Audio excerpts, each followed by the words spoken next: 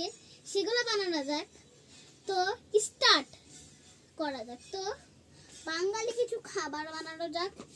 আগে তো আমার ঘর পরিষ্কার করতে হবে। এই যে আমার ঘর পরিষ্কার করার জিনিস, এখানে আমি কি যে করি, এই খাবার বানিয়ে তারপরে ঘরটা পরিষ্কার করবো।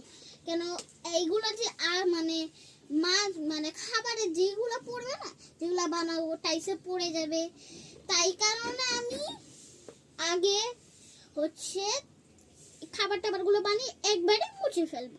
তারপর যখন ভাত খাওয়া তারপরে 2বার মুছে ফেলবো। রাতে একবার ভাত খাওয়ার পরে, ভাত খাওয়ার আগে মুছবো, তারপরে রাতে কোন আবার ভাত খাওয়া হবে তারপরে আবার মুছে ফেলবো। এই 3বার মুছে টুছে হচ্ছে কি জানি ঘুমায় পড়বো, এমন কাজই। তো চলো কথাটা না ভাড়ায় স্টার্ট করা যাক। আজকে কিছু বাঙালি খাবার আছে যেগুলো ইজিলি মানুষ বেশিরভাগ ইউজ